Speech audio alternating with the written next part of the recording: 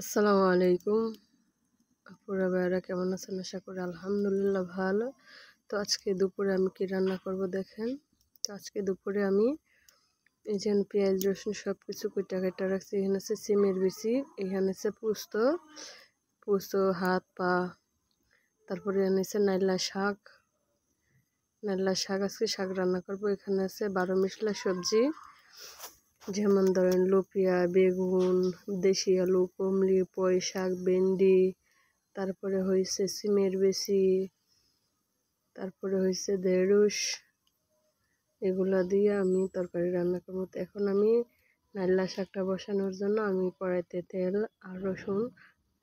তেল গরম করে রসুন আর পেঁয়াজ একসাথে ছাড়া দিছি। তো আমি এগুলা ভাজি করার জন্য, তো আমি নাইলা শাক প্রথমে ভাপ দিব না, আমি একসাথে বসাই দিব। তো এখানে আমি শুটকির তরকারিটা বসানোর জন্য সমস্ত কিছু পাতিলে দিয়ে দিছি। তো এখন আমি মরিচ দিয়ে দিতেছি, তারপরে একটু মরিচটা বাড়িয়ে দিয়েছি যেহেতু শুটকির তরকারি খাইতে ভালো লাগবে। তারপর হলুদ দিয়ে দিলাম, তারপরে ধনিয়ার গুঁড়া দিয়ে দিব, দিয়া তারপরে রসুন থেতলানো পেঁয়াজ থেতলানো দিয়ে দিব। দেওয়ার পরে লবণ দিয়ে দিব। লবণটা দেওয়ার পরে আমি পেঁয়াজ রসুন থেতলায় রাখছিলাম এগুলো দিয়ে দিতেছি। তো হালকা একটু ঝোল দিয়ে দিব। ঝোলটা দেওয়ার পরে মনে করেন যে আমি সিমের বিচিগুলো ধুয়া শুটকির সাথে দিয়ে দিব। তো একটু ঝোল দিয়ে নিচ্ছি শুটকির তরকারিতে।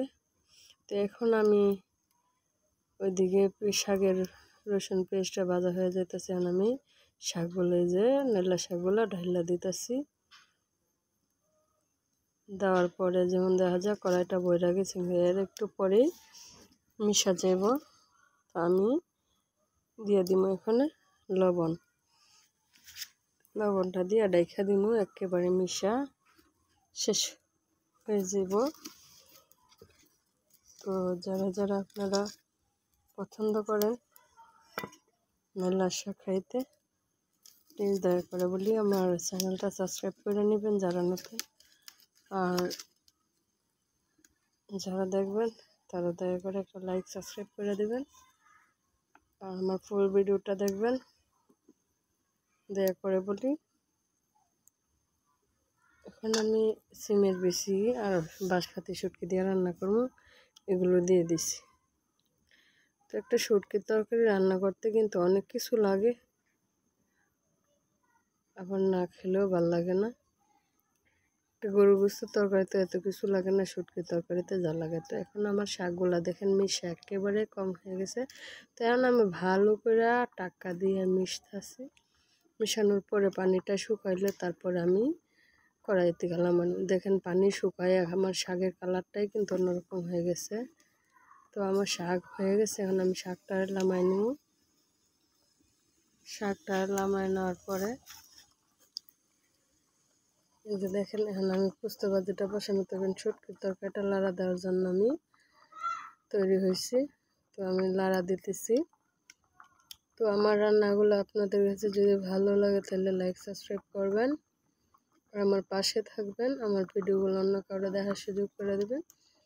তো এখন আমি রসুন, পেঁয়াজ, হাল গুঁড়া, তেজপাতা সবই একসাথে দিয়ে আমি ভাইজালাম।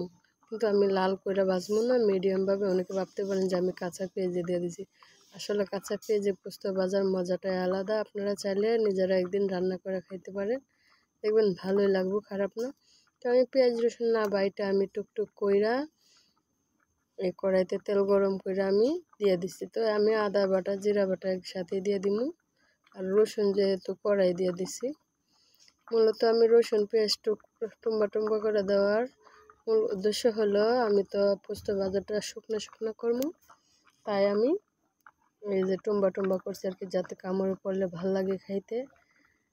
আর দ্বিতীয় কথা হচ্ছে টুম্বা করে ভাজি করলে খুবই ভালো লাগে, খুব সুন্দর লাগে। তো আপনারা একদিন রান্না করে দেখবেন। তো আমি এখন মরিচ দিয়ে দিব 1.5 চামচের মতো, ছোট চামচ। এখন হলুদ দিয়ে দিব, তারপরে ধনিয়ার গুঁড়া দিয়ে দিব। ধনিয়ার গুঁড়া দেওয়ার পরে লবণ দিয়ে দিব। তো এখন আমি লবণ দিয়ে দিতেছি।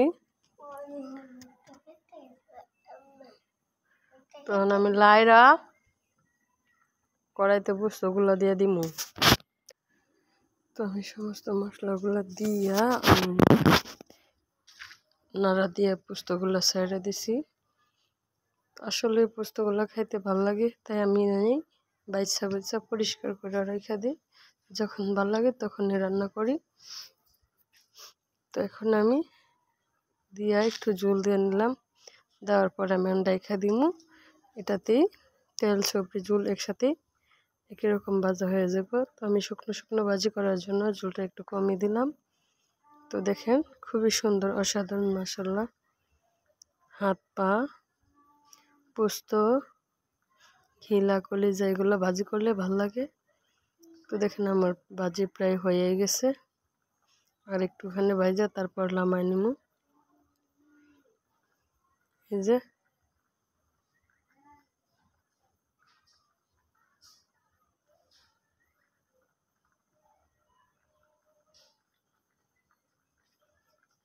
তো পেঁয়াজ রসুনের এগুলা আস্তে আস্তে রয়েছে, এগুলো দিয়া খাইতে খুবই ভাল লাগে, গরম ভাত দিয়ে খাইতে ভাল লাগে। তো দেখেন খুবই সুন্দর হয়েছে। তো আমরা এখন খানা খাইতে চলে যাচ্ছি দুপুরবেলায়।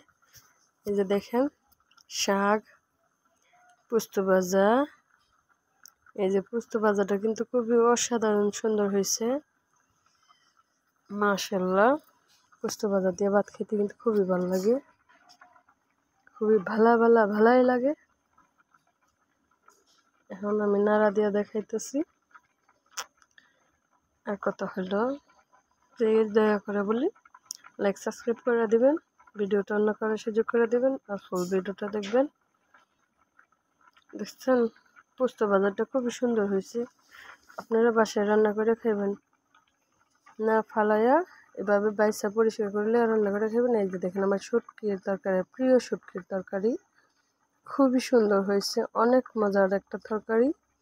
তো যে খাই সে বুঝতে পারবে শুটকির তরকারিটা আসলে খুবই মজার হয়েছে। এটা চটা পিঠা দিয়ে খেলে আরও বেশি ভালো লাগবে। ভালো থাকবেন, সুস্থ থাকবেন, সবার জন্য দোয়া করবেন। আল্লাহ হাফেজ।